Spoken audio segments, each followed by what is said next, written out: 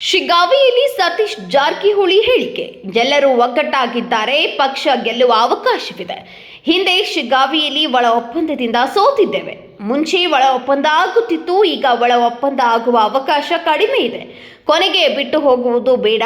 ಹಿಂದೆ ಆದ ಘಟನೆ ಮತ್ತೆ ಆಗಬಾರದು. ಟಿಕೆಟ್ ಘೋಷಣೆ ಆದ ಮೇಲೆ ಇರ್ತಾರೋ ಹೋಗ್ತಾರೋ ಕಾದ್ ನೋಡೋಣ.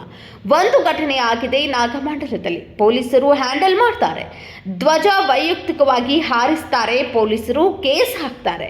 ಕಿಡಿಗೇಡಿಗಳು ಆ ರೀತಿ ಮಾಡ್ತಾರೆ. ಬೇರೆ ದೇಶದ ಜೊತೆಗೆ ಒಳ್ಳೆಯ ಸಂಬಂಧ ಇದ್ರೆ ಧ್ವಜ ಹಾರಿಸಬಹುದು. ಬೇರೆ ದೇಶದ ಜೊತೆ ಸಂಬಂಧ ಹೇಗೆ ಇರುತ್ತದೆ ಎನ್ನುವುದು ಮಹತ್ವ. ಪಾಕಿಸ್ತಾನದ ಧ್ವಜ ವಿರೋಧ ಮಾಡ್ತೀವಿ, ಸಂಬಂಧ ಸರಿಯಿಲ್ಲ ಎಂದರು. ಒಗ್ಗಟ್ಟಾಗಿದ್ದೀವಿ, ಅಭ್ಯರ್ಥಿಗಳ ಒಗ್ಗಟ್ಟಾಗಿದ್ದಾರೆ. ಪಕ್ಷ ಕೂಡ ಅಂತ ಗಂಭೀರವಾಗಿ ಪರಿಗಣಿಸಿದೆ. ಸೊ ಎಲ್ಲರೂ ಒಟ್ಟಾಗಿ ಕೆಲಸ ಮಾಡ್ತಾ ಇದ್ವಿ. ಈ ಸಲ ಗೆಲ್ಲಲಿಕ್ಕೆ ಅವಕಾಶ ಇದೆ ನಮ್ಮ ಕಾಂಗ್ರೆಸ್ಸಿಗೆ. ಅದು ಇನ್ನೂ ಇಲ್ಲ, ಇನ್ನೂ ಚುನಾವಣೆ ಘೋಷಣೆ ಆದ್ಮ್ಯಾಗ ಮಾಡ್ತೀವಿ. ಅಲ್ಲಿವರೆಗೆ ಸಂಘಟನೆ ನಿರಂತರವಾಗಿ ಜಾರಿ ಇದೆ.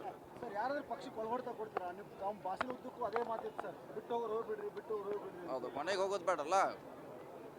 ಮನೆಗೆ ಹೋಗೋದು ಬದಲಾಗಿ ಹಿಂದೆ ಆದಂಥ ಘಟನೆಗಳು ಮತ್ತೆ ಆಗಬಾರ್ದು. ಹಿಂದೆ ನಾವು ಸೋಲಿಕೆ ಆಗಿದೆ, ಒಳ ಒಪ್ಪಂದದಿಂದ ಸೋತಿದ್ದೀವಿ, ಮತ್ತೆ ಈಗ ಆಗಬಾರ್ದು ಅನ್ನೋದು ನಮ್ಮ ಉದ್ದೇಶ ಅಷ್ಟೇ. ಹೇಳಿದಿಲ್ಲ ಅವ್ರು ಯಾರು, ಈಗ ಹೇಳಲಿಕ್ಕಾಗಲ್ಲ. ಟಿಕೆಟ್ ಘೋಷಣೆ ಆದ್ಮೇಲೆ ಅದೆಲ್ಲ ಪ್ರಾರಂಭ ಆಗೋದು, ಇರ್ತಾರೋ ಹೋಗ್ತಾರ ಅಂತ. ಸೊ ಅಲ್ಲಿವ್ರಿಗೆ ಕಾದು ನೋಡೋಣ ಅಷ್ಟೇ. ಕಾಂಗ್ರೆಸ್ ಸರ್ಕಾರ ಹಿಂದೂ ವಿರೋಧಿ ಸರ್ಕಾರ ಅಂತ ಮಾತುಗಳು ಕೇಳಿಬರ್ತಾರೆ. ಬಿಜೆಪಿ ಆರೋಪ ಮಾಡ್ತಾರೆ. ಅದರಲ್ಲೂ ಈ ಗಣೇಶ ವಿಸರ್ಜನೆಯಲ್ಲಿ ಬಹಳ ಗೊಂದಲ ಆಗ್ತಾ ಇದೆ ಅಂತ. ಏನಿಲ್ಲ, ಎಲ್ಲೋ ಒಂದು ಕಡೆ ಆಗಿದ್ದು ಇಡೀ ಹಿಂದೂ ವಿರೋಧಿ ಅಂತ ಹೇಳೋಕ್ಕಾಗಲ್ಲ. ಸೊ ಒಂದು ಘಟನೆ ಆಗಿದೆ ಇಲ್ಲಿ ನಮ್ಮ ನಾಗಮಂಗಲದಲ್ಲಿ. ಸೊ ಅದ್ರ ಎಲ್ಲ ಕಡೆ ಇಡೀ ರಾಜ್ಯಕ್ಕೆ ದೇಶಕ್ಕೆ ಹೋಲಿಸ್ಲಿಕ್ಕೆ ಆಗೋಲ್ಲ.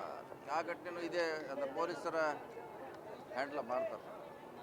ರಾಜ್ಯದಲ್ಲಿ ಪ್ಯಾಲೆಸ್ಟೈನ್ ಧ್ವಜ ಹಾರಿಸುವಂತ ಅದು ವೈಯಕ್ತಿಕವಾಗಿ ಹಾರಿಸ್ತಾರೆ ಅಂಥವು ಭಾಳಷ್ಟು ಘಟನೆ ಆಗ್ತಾವೆ. ಆದರೆ ಪೊಲೀಸರು ಕೇಸ್ ಹಾಕ್ತಾರೆ, ಕೇಸ್ ಕಾನೂನು ನಡೀತಿದೆ. ಅದು ಯಾರು ಹಾರಿಸ್ಬೇಕಂತ ಹೇಳೋಲ್ಲ, ಯಾರು ಕಿಡಿಗೇಡಿಗಳ ಮಾತಾಡೋದು ಮಾಡ್ತಾರೆ. ತಪ್ಪೇನು ಅಂತ ಜಮೀರ್ ಅಹಮದ್ ಅವರು ಹೇಳ್ತಾರೆ.